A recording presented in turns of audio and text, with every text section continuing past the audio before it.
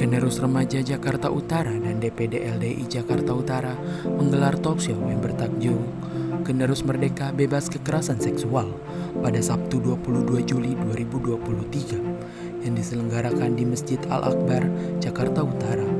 Kegiatan ini diselenggarakan berlandaskan kasus kekerasan terhadap anak dan remaja sampai dengan saat ini masih menjadi permasalahan besar di seluruh dunia dan Indonesia. Hal ini disampaikan Ketua Forum Generus Remaja Jakarta Utara, Hilman Nur Faizi. Beliau menjelaskan tujuan diadakan kegiatan ini untuk mengangkat isu yang memang lagi happening dan Generus butuh materi yang sangat bagus mengenai kekerasan seksual sehingga dapat dengan cermat menangani maupun menghindari hal-hal yang menjurus ke ranah kekerasan seksual. Kita mau Anda semua menjadi target yang segini. Harus disadari bahwa Anda sebagai salah satu target mereka. Jadi bagaimana cara Anda untuk mensikapi ini ya tentu dari diri sendiri. Ada hal yang dasar yang bisa membuat Anda bertahan tidak gabung di sana, tidak menjadi member. Harus punya iman dan takwa yang sangat tinggi.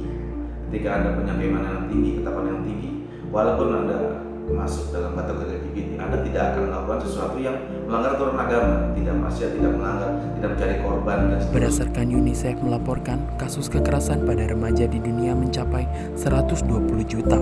Selain itu, ada pula faktor penyebab yang sekarang lagi marak terjadi di sekitar kita, yaitu fenomena LGBT.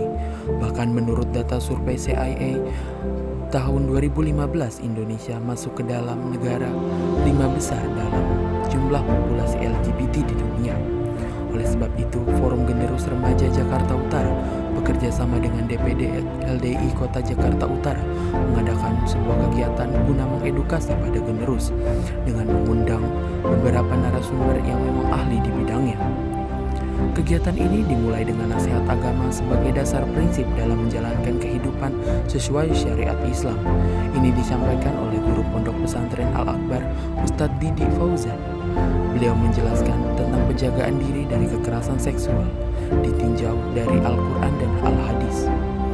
Dilanjut, kegiatan ini dibuka langsung oleh Ketua DPD LDI Kota Jakarta Utara, Budia Sanjaya. Dalam sambutannya, beliau berpendapat kegiatan ini sangatlah positif bagi generus LDI karena kita haruslah mempersiapkan diri sebaik mungkin menghadapi kerusakan akhir zaman yang semakin merajalela termasuk kekerasan seksual dan LGBT. Dilanjut pemaparan materi inti yang pertama, personal boundaries sebagai proteksi diri menghadapi kekerasan, yang disampaikan Ibu Nana Masnah Prasetyo yang merupakan anggota praktisi psikologi juga sebagai anggota Departemen Pendidikan Umum dan Pelatihan DPP LDI.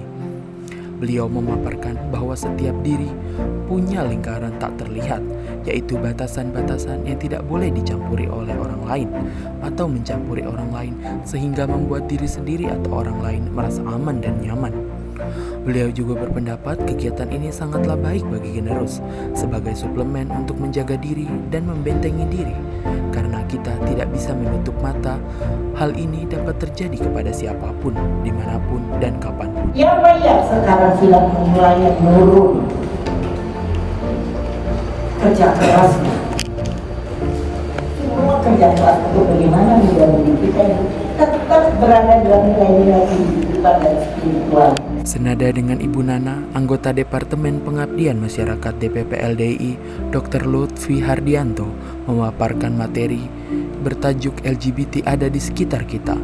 Dalam paparan Dr. Lutfi menjelaskan ada beberapa faktor penyebab seorang menjadi LGBT, yaitu keluarga, genetik, akhlak, moral, pergaulan, dan lingkungan, sehingga harus sedini mungkin diantisipasi. Beliau juga berpesan dalam menghadapi LGBT ini, kita harus mempunyai kepedulian terhadap sekitar. Kalau memang sudah terlihat ada gelagat LGBT, segera laporkan ke orang yang tepat dan kompeten untuk menanganinya. Lalu beliau juga secara langsung mengirimkan pesan kepada seluruh generus. Kaum muda memang salah satu target dari LGBT untuk mencari pengikutnya. Maka itu dari diri sendiri harus dibekali dengan mempunyai keimanan dan ketakwaan yang tinggi. Terakhir, kegiatan ini ditutup dengan pemberian souvenir kepada para pemateri dan dilanjut kesan-pesan peserta yang hadir pada kegiatan ini dan pembagian door prize sebagai hiburan. Kemudian kegiatan diakhiri dengan